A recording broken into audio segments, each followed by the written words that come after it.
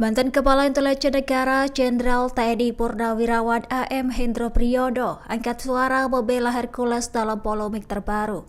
Sebelumnya Hercules mendapat ultimatum keras dari Gatot Nurmantio dan seorang jawara Betawi seusai dinilai menghina Sutioso.